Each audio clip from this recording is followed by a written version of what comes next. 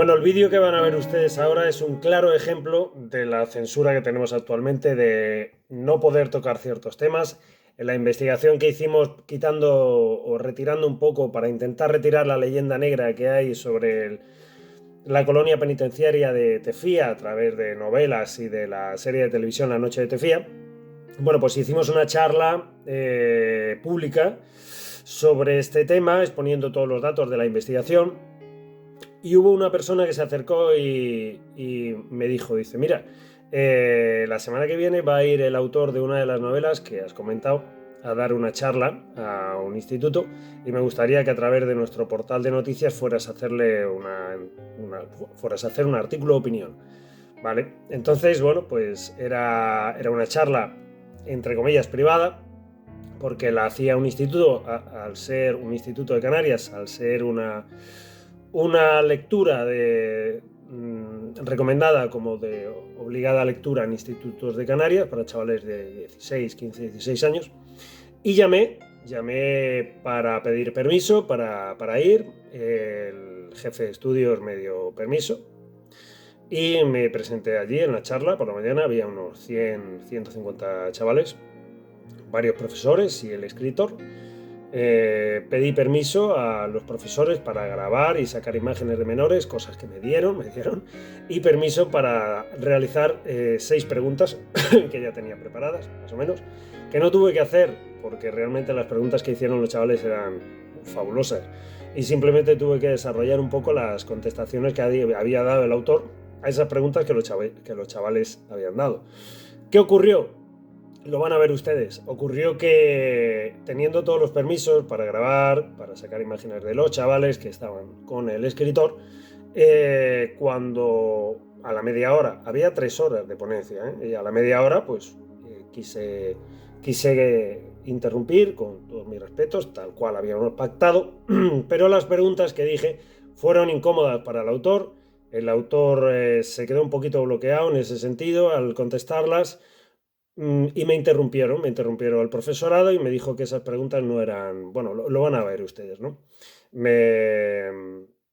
Yo si hubiera sido el autor, el escritor hubiera dicho, no, espérate un momento, que esto es importante para los chavales, que vean otra manera de pensar o de opinar, que en realidad no es de pensar y de opinar, simplemente son los datos que hemos obtenido de una investigación. O sea, yo no doy mi opinión, daba datos oficiales y de entrevistas de personas que vivieron aquello personalmente, no que les habían dicho o que habían escuchado. Y nada, pues tras esa interrupción, pues yo ya me callé y ocurrió que en el descanso me rodearon unos 20 chavales dándome la enhorabuena, pidiendo más información, una información que no habían obtenido ni por parte de los profesores, ni por parte del autor, ni en la novela, ¿no? En ese momento llegaron y me dijeron que estaba adoctrinando y que por favor que me expulsaban del auditorio. Así que me fui. Al día siguiente hablé con la dirección de ese instituto de Canarias y bueno, hablé con el escritor para pedirle una entrevista posterior. Me dijo además que las imágenes que había sacado no autorizaba a él. Fijaros lo que estoy diciendo, que no autorizaba a él en una audiencia pública unas imágenes que tenía la cámara a 1 metro, ¿no? Y luego la dirección del instituto, después de habernos dado esa autorización a Fuerte TV para hacer este artículo para ese portal de noticias de Fuerteventura, pues me dijo que no quería que sacara ninguna imagen de menores, lo veo normal, ni siquiera voz de los menores también. Así que disculpad que el vídeo esté tan sumamente acotado y recortado. Vale, consultado con 2 abogados de nuestro gabinete jurídico, vamos a publicar esta entrevista sin sacar a los menores y teniendo en cuenta lo pactado con la dirección de ese instituto, que lo vamos a hacer por respeto y porque esa autorización no estaba por escrito, está verbalmente. Entonces, si llega a estar por escrito, si hubieran sacado las imágenes o no, creo que no, porque no era lo importante. Lo importante no son las imágenes de esos menores, sino dos cuestiones. La primera de ellas, si yo llego a hacer preguntas que hubieran sido cómodas para el escritor, me hubieran echado de la entrevista, o sea, perdón, del auditorio, me hubieran echado, si llegan a ser cómodas para el escritor. Si seguimos haciendo la bola a este tipo de informaciones, de tendencias actuales, siendo hipócritas y políticamente correctos, pues no, nosotros no somos allí y seguiremos por la lucha por la verdad, seguiremos también por favorecer el pensamiento crítico de las personas y sobre todo de chavales de 16 años. A vosotros, chavales, que luego os habéis puesto en contacto conmigo por redes y demás, gracias. Seguir así porque sois el futuro. No os dejéis adoctrinar, no lo que estaba haciendo yo, que estaba allí sentado y fuisteis vosotros los que me rodeasteis. Gracias por vuestra inquietud. Y bueno, ahí tenéis el vídeo, ya sacar vuestras propias conclusiones del asunto. Esto es un pequeño ejemplo de lo que ocurre a nivel global con todo. En tema de salud, tema político, tema de agricultura, etcétera, etcétera. Censura en todos los medios, como nos ha pasado con la investigación de Las noches de Tefía, la gran mentira, que ningún medio la quería publicar, y autocensura a la hora de hablar o exponer en unas preguntas, te cortan y te echan. Está pasando incluso hasta en el Congreso, en las ruedas de prensa. Bueno, pues nada, un dulce abrazo. Ahí tenéis el vídeo. Me pasé varios años removiendo, tratando de sacar información, y según iba avanzando y estudiando todo todo lo que pasó en Tefía, pues me di cuenta de que era necesario escribir una novela así. Entonces, pues bueno, pues fue el origen y el germen de ponerme a escribir una novela de Vagos y Maleantes. Yo reconozco que con Vagos y Maleantes ha sido un proceso, ha sido una de las novelas con las que el proceso ha sido más duro y más largo por todos los temas que se tratan, y sobre todo porque según iba investigando y iba sacando cosas, cada vez me iba indignando más y iba sintiendo la necesidad de escribirlo. Yo tengo la suerte de que cada vez que iba sacando cosas se iba indignando más. Me gustaría saber qué tipo de cosas, porque la documentación que he obtenido yo en un mes y medio, si sumamos todos los testigos y las entrevistas, no he sacado nada que sea tan cruento, salvo que sí, hubo una represión al homosexual, pero que eran delincuentes y se les consideraba después homosexuales, a diferencia de otros países como en las dictaduras socialistas o en democracia, en concreto las dictaduras socialistas, que nada más que por ser homosexual ya te detenían e incluso te podían matar. Es increíble, pero bueno, seguimos. Todas mis novelas han sido lecturas obligatorias en centros educativos. Tengo la oportunidad, me dan la oportunidad de lo que pasó en el pasado para que no se vuelva a repetir.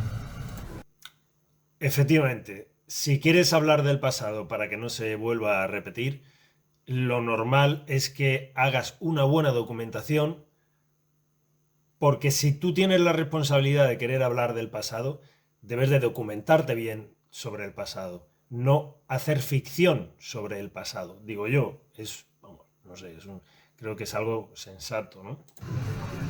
A mí el personaje que más me gusta del libro es Remedios. No, espérate que estoy mezclando libros. Ese te pasa de coño. Es que ya hace años, ¿cómo se llama? Una de las cosas que yo tenía...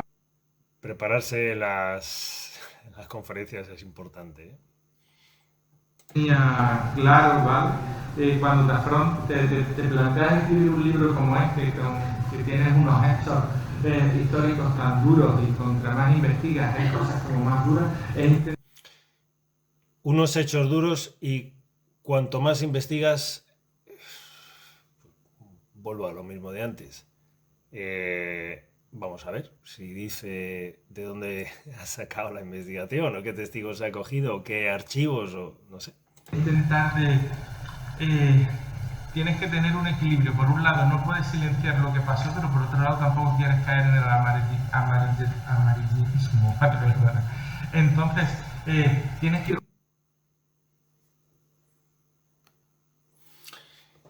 El amarillismo en periodismo y en general en los comunicadores es sensacionalismo, ¿no? Y el sensacionalismo se caracteriza por difundir información polémica, chocante o que llama mucho la atención, a menudo de escasa trascendencia, pero que despierta gran interés entre el público, en perjuicio de otros asuntos o de los aspectos objetivamente más importantes de tales asuntos. Hubo una colonia agrícola penitenciaria, se persiguió al delincuente por ser homosexual, en algunas ocasiones simplemente por el delito de escándalo público.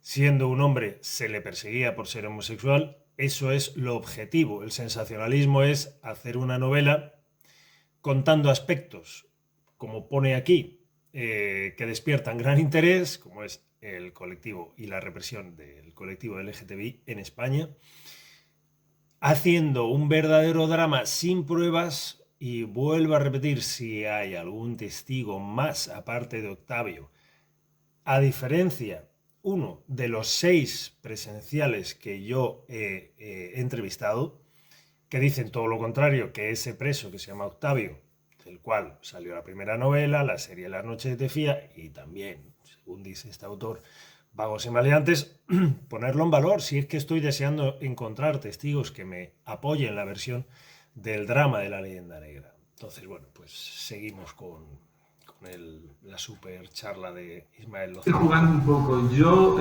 todos mis libros, y siempre lo digo, soy un escritor que me baso sobre todo en sentimientos. Yo lo que quería era expresar y sobre todo haceros sentir lo que sentían la gente en esos campos de concentración, ¿no? Entonces, he ido más por esa línea. Flaco favor a los que de verdad estuvieron en campos de concentración, ¿eh? Flaco favor. Y luego aparte, cuando hablamos de hechos históricos y tal, siempre tenéis que tener claro que yo soy escritor, no soy historiador, ¿vale? Yo me baso, me inspiro en unos hechos reales que ocurrieron para tratar de contaros una historia, que en este caso son personajes que son ficción, pero que podrían haber ocurrido, ¿no? Entonces,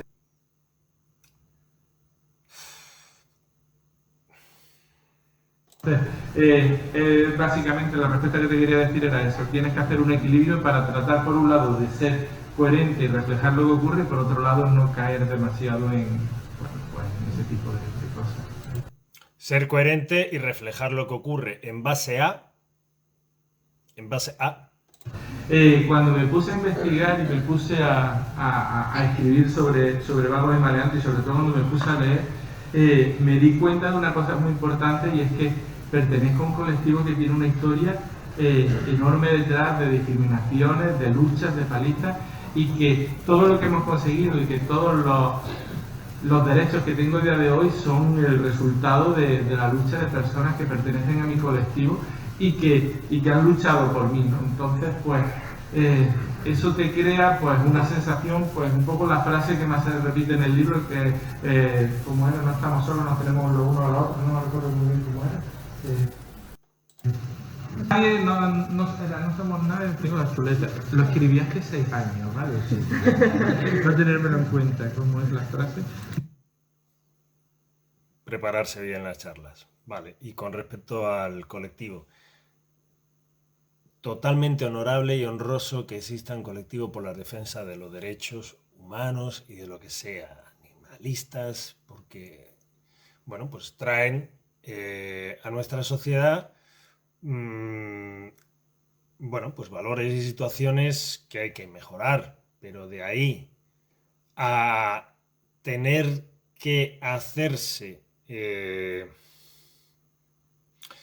sentir imprescindibles para que esta sociedad sea una mejor sociedad, engrandeciendo y sin pruebas, porque si uno no tiene pruebas, mintiendo sobre, o exagerando, o maniqueando, no sabría decir, situaciones para cambiar el pasado, para mantenerse en un presente, no lo veo, no lo veo. Bueno, pues es una frase que utilizo mucho en la novela. No somos nadie, no tenemos nada, pero nos tenemos los unos a los otros. Pues eso es un poco lo que hace referencia. Yo lo que digo es que con esta novela yo entendí lo que era el orgullo realmente y lo que es y sentirse orgulloso de pertenecer a un colectivo. Pues mira, el proceso de investigación fue horroroso, ¿vale? Primero dice, proceso de investigación fue horroroso. El mío 1 mes y medio, no más. No, porque prácticamente casi toda la documentación sobre el campo de concentración de Tefía ha sido destruida y desaparecida, ¿vale? Archivo Joaquín Blanco de Las Palmas. Tienen los expedientes de vagos y maleantes de Canarias. Los presos que vinieron a Tefía eran de Canarias, del juzgado de vagos y maleantes de Las Palmas.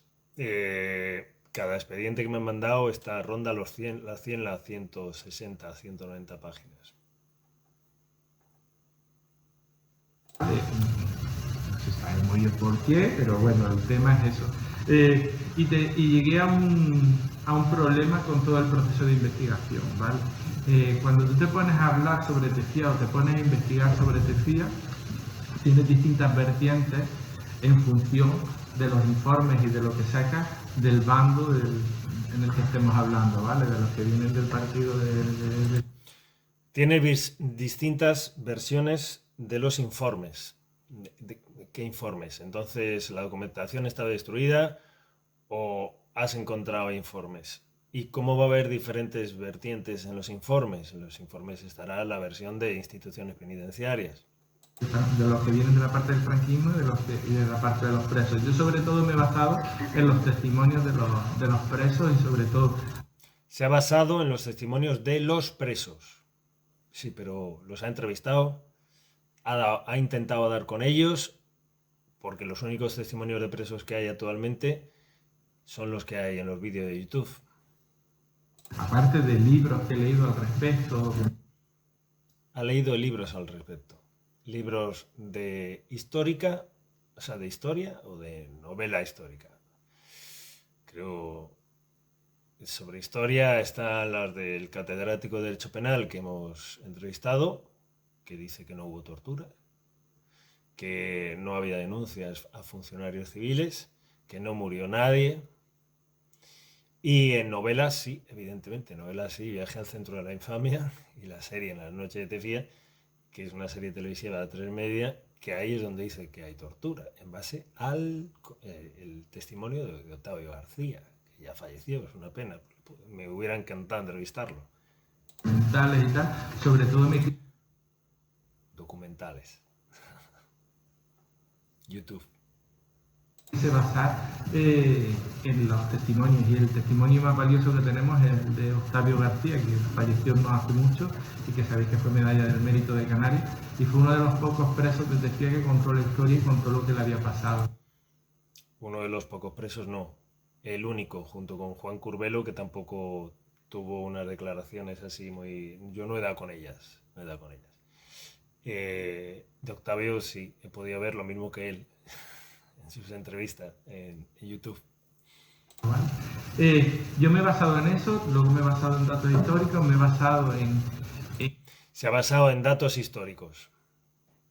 Ningún dato histórico habla sobre nada de lo que dice o lo que escribe él en la novela, sobre torturas, malos tratos y violaciones y demás. En un montón de documentación, en cartas de... Se ha basado en informes y en un montón de documentación, cuando antes ha dicho que había desaparecido de manera espuria, porque lo deja así, casi toda la documentación. Parejas de la época que, bueno, sobre todo aprendí a leer entre líneas, ¿vale? Sabéis que de todas formas, insisto, sobre vagos y maleantes y sobre todo el campo de concentración de Tefía existen muchas versiones y cada uno al final se termina quedando con... Dice que existen muchas versiones. Hay una versión, lo que pasó, la realidad, lo que no se ha investigado, evidentemente. Lo que estamos haciendo nosotros es sacar datos históricos y testigos presenciales, nuevos, media docena llevo ya. Y luego está la versión de la leyenda negra sacada a través de la novela de Miguel Ángel Sosa Machín, todos los artículos periodísticos que se han hecho al respecto, actos de asociaciones del colectivo LGTBI, actos políticos, subvenciones para más actos y etcétera, etcétera. La pescadilla que se muerde la cola del sensacionalismo, no de la historia. No se puede reescribir la historia con sensacionalismo. Con lo que yo voy a poner simplemente un ejemplo, que cuando estuve hablando con un historiador sobre el tema, porque claro, hicimos una visita al centro, estuvimos hablando sobre todo lo que pasó, sobre todo lo que tal, y él solo me daba datos, pero no me hablaba ni de maltratos, ni de abusos, no me hablaba de nada así, ¿no? Y cuando ya nos quedamos solos, porque íbamos con más gente, le pregunté directamente que por qué no había mencionado eso. Y dijo, no puedo mencionar eso porque yo soy historiador y no hay pruebas. Dijo, efectivamente, no hay pruebas, no hay ninguna denuncia a ningún funcionario de instituciones penitenciarias al respecto de la colonia agrícola de Tefía, y creo, si no recuerdo mal, en toda España, en todo el tema de la represión homosexual. Ninguna denuncia, y el delito de torturas está vigente en el Código Penal desde la entrada de la democracia. Han tenido 30 años, 40 conmigo, 46 años, para denunciarlo. Se han denunciado torturas en otros ámbitos, en lo político-social, a policías y guardias civiles, que si hay condenas creo que también al respecto, pero no en instituciones penitenciarias. Todo lo que pasó después de la dictadura, hubo muchísima gente, muchos altos cargos del ejército, pues bueno, pues que a los del bando perdedor, pues cuando los tenían en prisión los torturaban, les hacían muchísimas cosas, y hubo muchísima gente, pues bueno, que se quedó un poquito con el sadismo metido en el cuerpo. Que os quiero decir que cuando se abrió el campo de Tefía, hubo muchísimos de esos ex torturadores que pidieron voluntariamente el traslado a Tefía. Os estoy diciendo de gente que podía vivir en Las Palmas, que podía... Esto quizá de toda su intervención me parece lo más cruel y salvaje que se puede llegar a asegurar sobre los funcionarios civiles de instituciones penitenciarias, que no llevaban armas, no llevaban porras y no ejercían medidas coercitivas a los presos.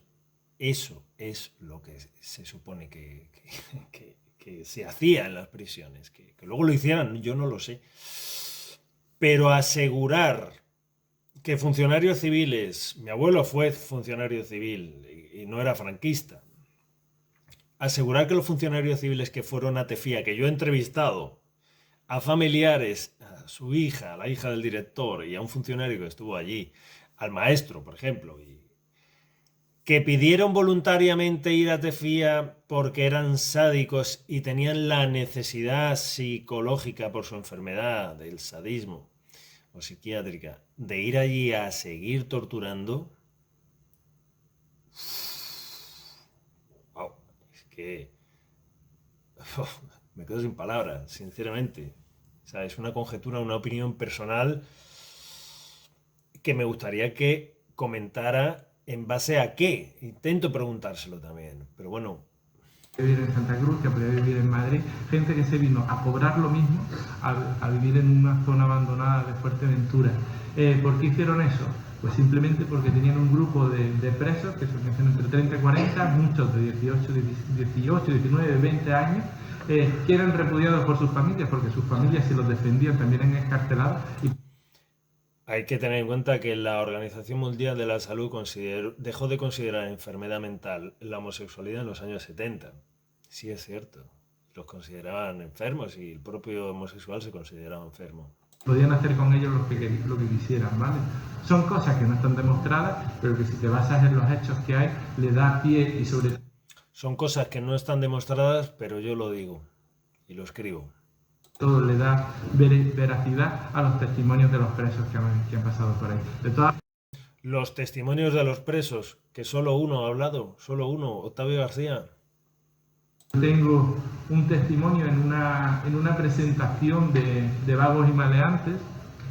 Me cortó una señora que decía que ella había vivido en Tefía de niña y que ella había conocido a los presos y que todo lo que yo contaba en el libro era mentira, que ella no había visto nada de eso, ¿no?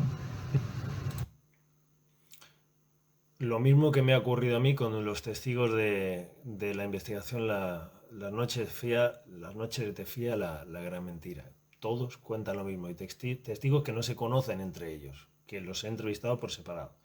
Y todos cuentan la misma versión que esta vecina, que tuvo el valor de ir a su presentación y decirlo. No sé si la dejó hablar, como a mí, que no pude hablar y que me echaron, ¿no? de la reunión. Me callaron y me echaron, ¿no? No quiero quitarle protagonismo. Esta es aquí ya después de media hora. Llevaba media hora hablando y quedaban todavía 2 horas y media de ponencia, ¿no?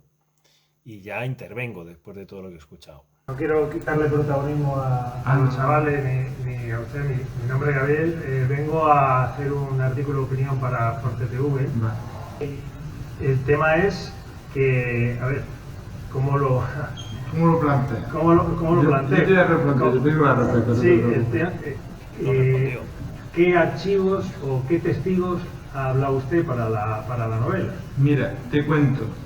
Para empezar, respecto a Tefía, perdón, todos los testigos con los que he hablado de 90 años dicen exactamente lo mismo que la señora, que allí había un ambiente normal y represión ninguna. Y es más, el doctor Arístides, que es una institución en Fuerteventura, nunca dijo nada, todo lo contrario, que allí no pasó nada. Yo hablé con el catedrático de Derecho Penal, máximo experto de represión homosexual en España, le hice una entrevista y me dijo que a ningún funcionario civil de instituciones penitenciarias tenía ni siquiera una denuncia, no una condena, no había denuncia.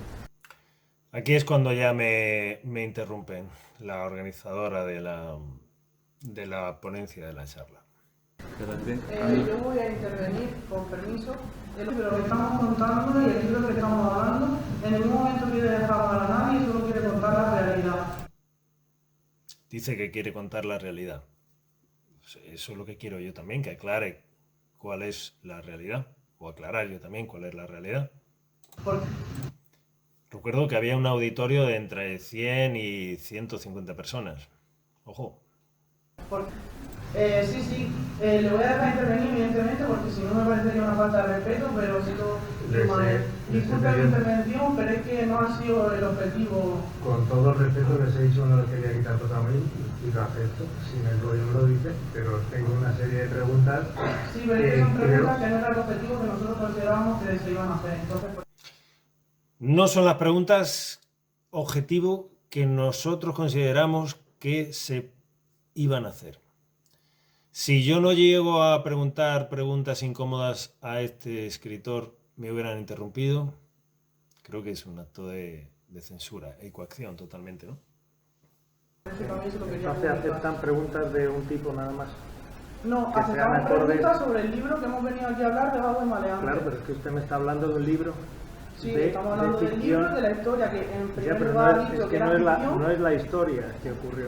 Seguimos. Mejor que lo escuchen ustedes. Me voy a callar. Las imágenes hablan por sí mismas. Mi pregunta es, ¿a qué testigos entrevistó usted? Le digo que me he basado en tanto testimonio, tanto en los libros que he publicado al respecto, novelas, documentales. Documental, novelas. Es que le vuelvo a decir que no soy historiador, soy novelista. ¿Sabe cuántos presos homosexuales hubo en Tefía? ¿Cuántos? 20, en 12 años. Está en el archivo Joaquín Blanco de Las Palmas. Vale. El resto de los presos eran presos comunes y no había presos políticos. Y le voy a hacer un matiz. Los presos homosexuales que había en Tefía habían sido condenados por otros delitos. No los cogían por la calle por ser homosexuales, como pone en el libro. No cogía el franquismo homosexuales por la calle y los metía en Tefía. Eran delincuentes. Eso es así era la ley. Y que para escribir una novela debería haberse documentado con expertos, ¿no? Porque, a ver, para la próxima novela te llamo, ¿vale? No te voy a poner un ejemplo. Ya con esto. Disculpe, es que no ha costado muchísimo trabajo organizar esto y está todo de aquí. Yo pediría, por favor, perdón por quedar así, pero que interviniera más. Lo siento, pero lo siento. Sí, pero tiene que hacer firma del libro y ellos son muchos y usted, bueno, entonces lo siento por ser así.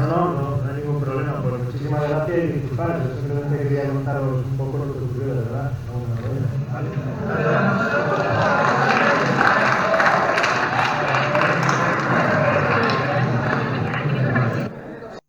Gente con pensamiento crítico.